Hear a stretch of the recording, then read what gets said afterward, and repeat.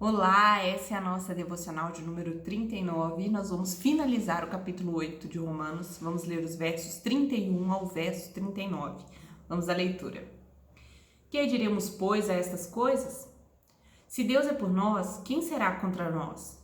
Aquele que nem mesmo a seu Filho poupou, antes o entregou por todos nós, como nos não dará também com ele todas as coisas? Quem intentará acusação contra os escolhidos de Deus? É Deus quem os justifica. Quem é que condena? Pois é Cristo quem morreu, ou antes quem ressuscitou dentre os mortos, o qual está à direita de Deus e também intercede por nós. Quem nos separará do amor de Cristo? A tribulação, ou a angústia, ou a perseguição, ou a fome, ou a nudez, ou o perigo, ou a espada? Como está escrito, por amor de ti somos entregues à morte todo o dia.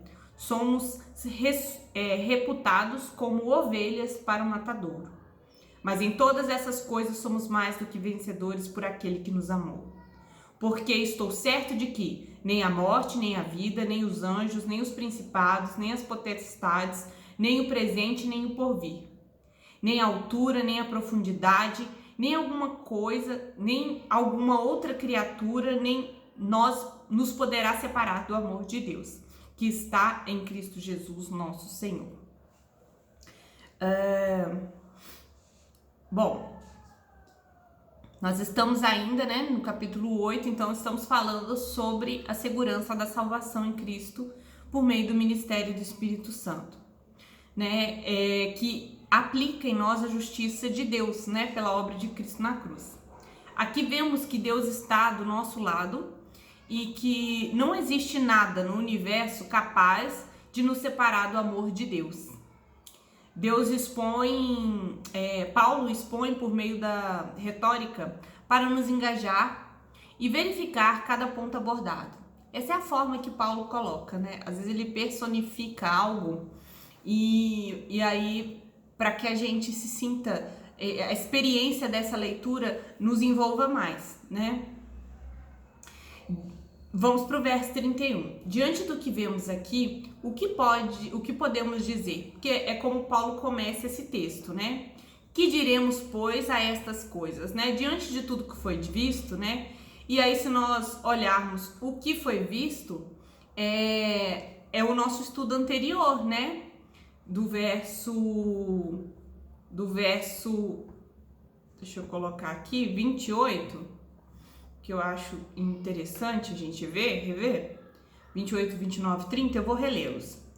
E sabemos que todas as coisas contribuem juntamente para o bem daqueles que amam a Deus, aqueles que são chamados segundo o seu propósito.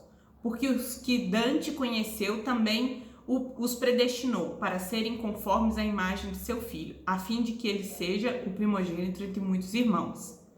Aos que predestinou, a este também chamou, e aos que chamou, a este também justificou, e aos que justificou, a este também glorificou. E aí a gente chega ao verso 31 que diz: o que diremos, pois, sobre essas coisas, Que está sendo referido anteriormente, De que Deus nos predestinou, nos chamou, nos justificou, nos glorificou, Então o verso 31 começa fazendo uma pergunta, Se Deus é por nós, quem será contra nós?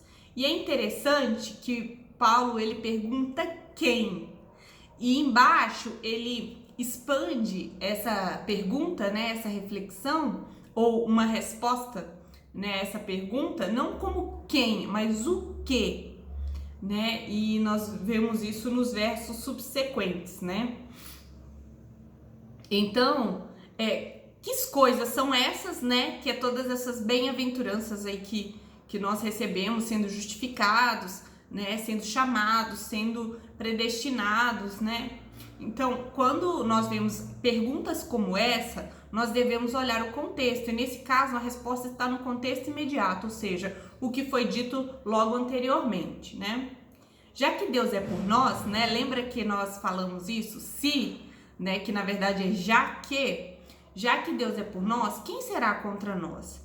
A verdade é o seguinte, nós precisamos entender o que quer dizer essa pergunta, Tem gente contra nós? Lógico que tem. não é ausência de pessoas contra nós ou ausência de motivos para que pessoas se voltem contra nós, né? Aqui a pergunta é, de alguma forma, uma pergunta retórica, porque Paulo sabe a resposta, né? Então, muita gente se levanta contra os servos de Cristo, contra o próprio Cristo, né? Todos os justificados pelos seus pecados. Mas nada menos que o universo, né? O Todo-Poderoso é quem está por nós.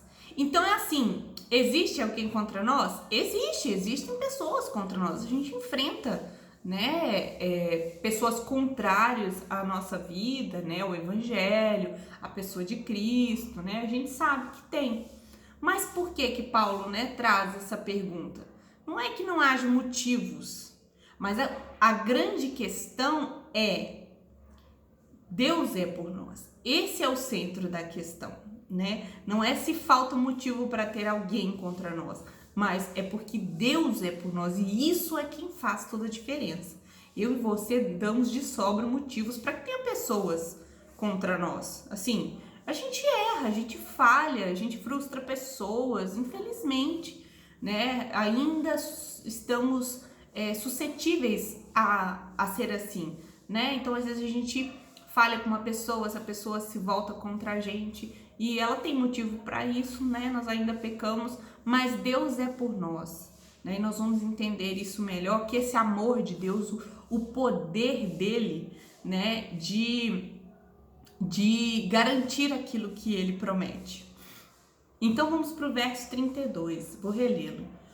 Diz assim: aquele que nem mesmo ao seu filho poupou, antes entregou por todos nós, como não nos dará também com ele todas as coisas. Paulo, ele começa explicando isso de uma maneira abrangente, né? Ele começa do grande para o menor, né? Então, assim, o que é mais difícil, né? O que seria mais difícil seria Deus entregar seu próprio filho para nós. E isso Deus já o fez. Se ele fez tal coisa tão importante, tão significante, ele não nos dará as demais coisas, né? Ele não cumprirá, ele não concluirá a obra que o seu filho começou? Então, Paulo começa argumentando dessa forma mais abrangente. Aqui Paulo começa argumentando do maior para o menor, como eu disse, e é como se ele dissesse, se ele fez o mais difícil, não faria o mais fácil. Perdão dos pecados, justificação, regeneração e glorificação. Então, nós temos motivos para crer que aquilo que Deus disse lá no verso 30 sobre a sua obra, e ele fala até da glorificação no passado como algo que já é fato, né, que vai acontecer certamente, com toda a convicção. Aí Paulo vai explicar por que eu tenho convicção de que o Deus que regenerou é o Deus que irá glorificar. Então, se a regeneração está sendo feita, a glorificação é fato. Então, nós vemos aqui que é porque Deus é por nós. Aqueles a quem Deus escolheu, separou, predestinou, né, justificou, ele irá glorificar, né? Então, se ele está ao nosso favor, né, está ao favor de nos salvar, o que pode nos separar desse amor, né? Então, esse é o centro da pergunta, né? Então, se Deus for contra nós, por exemplo, quem é que pode nos salvar? Nada, ninguém. Então, o verso 33, vamos lê-lo? Para Paulo vai desenvolvendo mais no detalhe, né? Paulo diz assim: aquele que nem mesmo ao seu próprio filho poupou, antes... Aliás, eu li o 32, vou ler o 33, perdão. Quem intentará acusação contra os escolhidos de Deus? É Deus quem nos justifica. Aí ele começa aí no detalhe, né? Aqui no verso 31... Ele pega aquele por todos nós, lá do verso 31, e aí ele pega e reduz isso, ou seja, ele especifica esses todos nós, É Paulo escrevendo para a igreja de Roma, então é Paulo e esses irmãos, esses todos nós. E aqui no verso 33 ele especifica que ele já fala dos eleitos de Deus. É dessas pessoas que Paulo está falando, não é abrangente. Quem tentará acusação contra estes, né, esses eleitos de Deus? Volto a falar, aqui Paulo, tá vendo que ele tá refinando, mas ele tá falando a mesma coisa que foi falado anteriormente, né? É lógico que tem pessoas para nos acusar, né? É lógico que tem motivos até de acusação, né? Porque ainda somos suscetíveis ao pecado. Então não é por falta de razões para nos acusar, né? Então, assim, quem tentará acusações contra os eleitos de Deus? Quem? Tem motivo, razão não falta, né? Para nos acusar. Não que a gente não mereça essas acusações, né? Mas o próprio Deus nos justifica. E sobre nós há uma justiça aplicada tão perfeita, né? Essa justiça aplicada pelo que o seu filho fez, que ninguém pode acusar os eleitos de Deus. Nenhuma condenação, né? Nenhuma acusação prevalecerá. Por quê?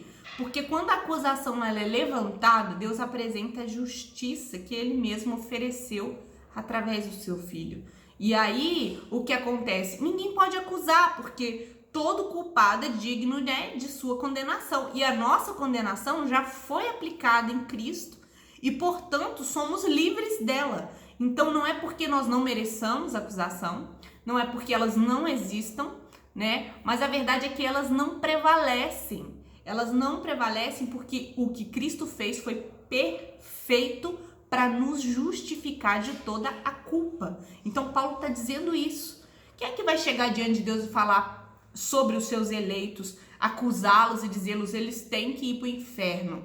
Não, porque a dívida deles já foi paga, eles estão tudo quitado, tudo justificado. Ninguém pode efetivar nenhum tipo de acusação, nada prevalece, né? Então, entende isso, que não é que a pessoa não possa, né? Não é disso que Paulo está falando, mas é o fato da justiça ser tão poderosa de Deus, de que nenhuma acusação prevalece. Vamos lá. Agora vamos para o 34, que diz assim: quem é que condena? Pois é Cristo quem morreu, ou antes, quem ressuscitou dentre os mortos, o qual está à direita de Deus e também intercede por nós. E aí ele vai, né? Nós falamos da acusação no 33. No 34, ele está perguntando: quem nos condenará? Quem é que pode condenar eles? Né? Aqui nós temos a extensão do 33, né? Que falou da acusação e agora da consequência, né? Que seria essa condenação. Os homens, sim, teriam motivo para nos condenar? Sim, porque ainda pecamos. A gente ainda cobiça, a gente ainda tem inveja, a gente ainda escorrega mesmo, sabe? Não é um estilo de vida, devem ser acidentes e sem repetições, mas a gente ainda infelizmente falha. Então, somos dignos de condenação porque a gente ainda peca? Sim, pelo pecado que a gente ainda comete, a gente poderia. Só que aqui ele vai explicar por que não pode condenar. Mas eles ainda pecam? Sim, eles ainda pecam. Mas por que então que não pode condenar? Que ninguém poderá condenar os eleitos de Deus.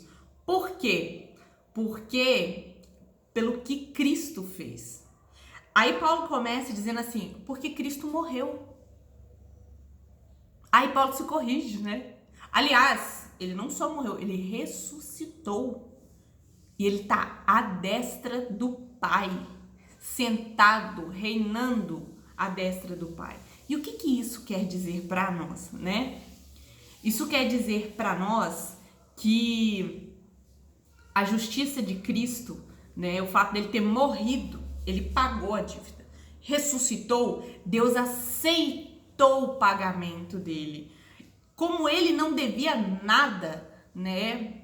O que acontece é que é aplicado sobre nós, a gente, né, se apropria dos benefícios da justiça de Cristo e somos nele tendo ele como substituto, né, nos absolvendo de toda culpa. E é o pecado que nós nascemos de Adão, que nós pecamos até hoje e que nós pecaremos no futuro. Então, assim, quem poderá condenar? Não é porque a gente não peca, né? Mas é porque Cristo, ele ofereceu uma justiça tão perfeita e tão completa que nada pode quebrar essa justiça. Esse amor não pode ser rompido por causa, né, de injustiças nossas, porque Cristo fez, né, uma obra de justiça perfeita. Então, o que nós podemos ver aqui? Né? Os anjos, demônios poderiam nos condenar, ou até mesmo a criação poderia nos condenar. Não é que não nos falte quem nos condene, né? Ninguém pode nos condenar, porque Cristo foi morto, né? Foi quem morreu, né? E ele não tinha culpa nenhuma. Então os benefícios dele, né, de sua morte, podem ser aplicados a nós. Ele ressuscitou, venceu a morte, ressurgiu triunfante para reinar, e ele está à direita de Deus. E além dessas coisas, ele intercede por nós. Então, diante de tal sacerdote, justificador e ressurreto rei, quem será contra nós? Percebe que a obra de Cristo, ela é muito grande, muito poderosa. Por isso que nós não aceitamos uma imagem, né? É um dos motivos, nós não aceitamos a imagem de Cristo crucificado, como fosse um derrotado. Para nós, a imagem de Cristo hoje, né, é ele sentado à destra do Pai. É esse o grande momento, porque ele morreu, ressuscitou, voltou ao Pai, né, está reinando à destra dele. É um Deus vitorioso e não um Deus derrotado, né, pelo pecado. Nele não havia culpa alguma, né? E então por isso nós podemos nos apropriar desses benefícios, né, da justiça que Cristo fez na cruz. Então, quem é que vai nos condenar? Sacerdote. Quer dizer, ele propiciou ali sacrifício em nosso favor, né, diante de Deus. Nos justificou, né? É um Deus ressurreto, rei. Então, quem é que pode estar contra nós, né? Quem que pode? Pois bem, aí nós vamos para o 35, e o 35 ele diz assim, o 35 ele vai falar assim, quem nos separará do amor de Cristo? Então agora a gente chega no cume disso, não podem nos acusar, não podem nos condenar, né? Não podem levantar, né, nenhum tipo de calúnia, né, contra nós. Então, quem nos separará do amor de Cristo? Quem vai romper o que Cristo fez pelos seus eleitos?